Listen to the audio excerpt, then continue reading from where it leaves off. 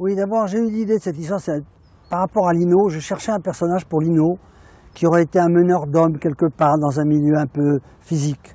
Bon, j'ai fait du bûcheronnage dans un mouvement qui s'appelle Je laissais montagne pendant la guerre. J'étais déjà guide de haute montagne dans le mouvement et on faisait du bûcheronnage. On faisait du bûcheronnage dans des endroits dangereux.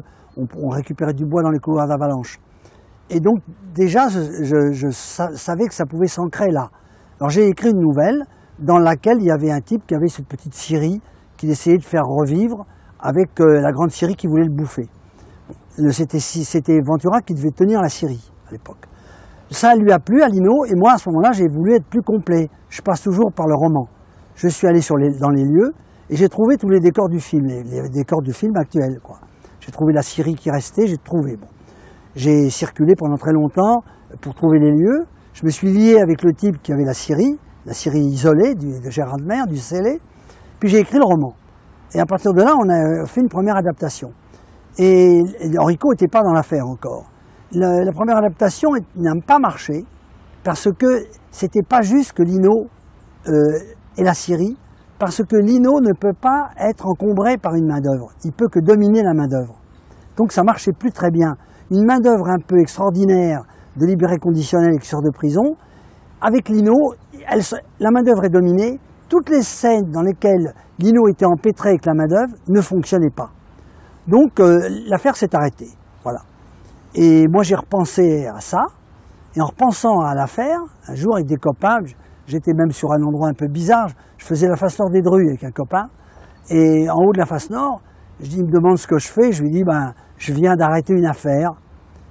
Je lui raconte, et en lui racontant, je me dis, ben voilà, on s'est gouré. On s'est gouré, il faut prendre quelqu'un du terroir, davantage du terroir, et qui est embêté avec cette main-d'œuvre déjà, et puis qui n'ose pas la prendre déjà. J'ai pensé à Bourvil, voilà. Alors j'ai été voir Bourvil, j'ai été voir Lino d'abord, qui m'a dit c'est formidable, mais il refusera le film. J'ai dit on va voir. Hein. Je lui ai proposé, il a accepté, et j'avais vu un film de Robert Enrico qui s'appelait La rivière du hibou. Et j'avais pas de metteur en scène. Alors j'avais le producteur, j'avais le casting, les deux gros castings, et j'ai montré La rivière du hibou à Lino et à Michel Ardan, le producteur. Ils ont appelé Enrico la nuit, à minuit, je me souviens, en sortant du Publicis, pour lui proposer le film. Il a cru que c'était une blague, mais il est venu quand même à la production à 10 h du matin le lendemain. Et avec Robert, alors, on a repris le roman, on s'est beaucoup rapproché du roman, hein, j'ai refait une adaptation, et puis on a fait ce film, voilà. Que Robert a très bien fait, parce qu'il était fait pour ce film. Dans le roman, voilà ce qu'on a fait. Moi, j'avais écrit l'histoire d'une vengeance. Lino sortait de prison, finalement, faussement, il cherchait un endroit pour tuer quelqu'un sans le payer, pour se venger. Donc, il a l'idée de se faire engager par Bourvil, par le type de la scierie, pour après lui donner l'idée de faire sortir des libérés conditionnels. Dans ces libérés conditionnels, il faisait sortir un ennemi à lui. Et comme c'était très dangereux le bûcheronnage, il maquillait un accident avec la Schlitt pour le tuer. Alors la différence qu'il y a, c'est que dans le roman, le type arrive, la vengeance se fait en partie, et Robert me dit, ça serait mieux qu'on pense toujours qu'il va arriver, qu'on garde ce mécanisme, et qu'il n'arrive pas. Ça, c'est une des différences du roman. C'est une différence sans lettres, c'est-à-dire c'est une manière d'utiliser une vengeance, quoi, cinématographique. Sinon, le reste, c'est le roman. Mais la scierie, elle existait. Elle existait, c'est-à-dire que le type, il avait mis le feu avant qu'on tourne. Voilà, déjà. Vous savez, moi, ce type, il était très difficile d'abord. Alors, les gens m'avaient dit, voilà, il existe depuis très longtemps cette clairière, mais c'est un sauvage, une brute. Allez-y doucement pour le contact. Alors moi, j'avais une petite tente de camping à l'époque. Je suis arrivé au début de la clairière avec ma petite Dauphine. J'ai monté ma tente et je suis resté au seuil de la clairière et je me suis pas approché. Il faisait très chaud, je me souviens. Et puis, je m'approchais petit à petit, comme on s'approche un peu d'un animal sauvage. Lui, il était immense. Il avait des bras qui touchaient presque par terre, comme ça. Et un jour, je me suis pointé avec une bière. Je lui ai fait signe et j'avais une bière comme ça de loin. Une bière fraîche, parce que j'avais un petit frigo. Il m'a fait signe de venir. J'ai fait la bière. On a bu une canette chacun. Ça a commencé comme ça. Il m'a parlé de la clairière, il m'a dit qu'il était seul dans la clairière depuis 1923. Il m'a dit que c'était le haut-fer le plus rapide de la région parce qu'il avait cassé à coups de masse un des volants, ce qui lui avait accentué la vitesse de son engin. Enfin, il m'a parlé. Voilà. Très bien. Et on s'est liés comme ça. Et j'ai écrit le roman, pas sur place, j'ai pris toutes les notes. Puis après, j'ai écrit le roman. Le roman était sous presse. Moi, j'avais mis le feu à la Syrie dans le roman. On m'appelle le Gérard de Mer, on me dit, dis donc, il a mis le feu à la Syrie. Il a eu un coup de déprime, il n'avait plus qu'un vélo. Les gendarmes l'ont surpris, pris de boisson sur son vélo. Il a cassé son vélo. Il est rentré dans la Syrie, il a eu un coup de blues, il a mis le feu. On ne sait plus où il est. Alors moi, je savais qu'il fréquentait, il chassait un peu dans la forêt en haut. Et il avait une espèce de vieille cabane là-haut. Alors on l'a retrouvé là, à moitié mort de froid. Et après, il est allé à l'hôpital. Il a traîné d'hôpitaux en hôpitaux, il est mort là. Alors on a reconstruit la Syrie. Parce que moi j'avais des photos, j'avais pris des photos de la Syrie avant, tout ça. On a reconstruit la Syrie comme elle était et on a remis le feu pour le film. Et malheureusement, pour la région, au lieu de reconstruire la Syrie et d'en faire un musée artisanal, parce qu'il y avait encore la machinerie, hein, ils ont laissé tout ça se détruire. Et dans la clairière, il y a une espèce de baraquement neuf là. Voilà. On voyait bien qu'on amenait quelque chose dans la région de particulier, quoi. On avait quand même parlé de cet artisanat qui mourait, de ce pourquoi ces scieries étaient mortes les unes après les autres, parce qu'elles étaient trop éloignées finalement.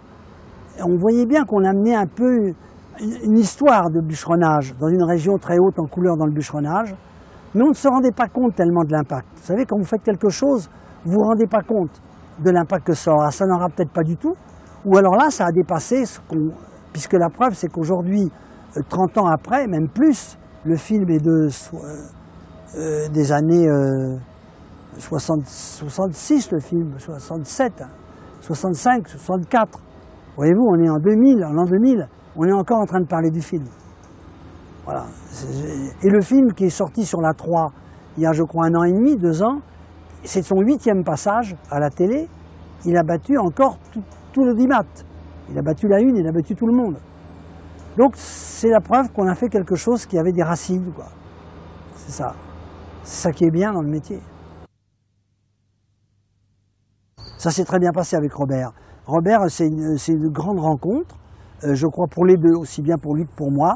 Après, on a fait les aventuriers ensemble et on est toujours amis. Voilà, notre amitié a traversé toutes les époques. Et Robert, c'est quand même le metteur en scène français qui était le plus fait pour tourner des extérieurs et un truc westernien, parce que je ne sais pas si vous avez vu La Rivière du Hibou, mais c'est magnifique.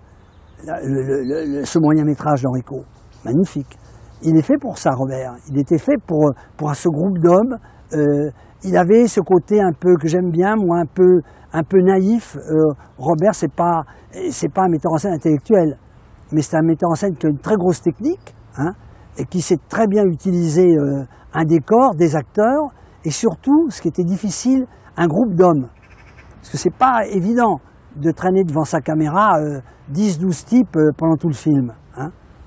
Voilà, il était jeune, il avait fait qu'un long métrage avant ça, sur la guerre d'Algérie, je crois, mais il avait beaucoup de métiers. Moi, voilà ce que j'ai fait, je ne le connaissais pas, j'ai appelé l'agent. Je lui ai dit, voilà, moi j'ai un sujet pour Bourvil, je peux le rencontrer? Il m'a dit non. Bourvil veut lire d'abord. Mais Bourvil est très sérieux, vous allez lui envoyer le scénario et il vous donnera une réponse avant 3 semaines. Bon, alors je lui ai envoyé le scénario, j'ai attendu. Au bout de 3 semaines, l'agent m'appelle, il me dit, voilà, M. Bourvil a lu votre scénario. Je dis, qu'est-ce qu'il en pense? Il m'a dit, j'en sais rien, il vous le dira. Il vous donne rendez-vous, c'était un bistrot qui était en bas de l'avenue Wagram. Il vous donne rendez-vous là. Moi, je suis toujours très exact. J'arrive, il était déjà là. Il y avait le scénario sur la table. Je me suis assis, il ne parlait pas. J'ai attendu. Hein.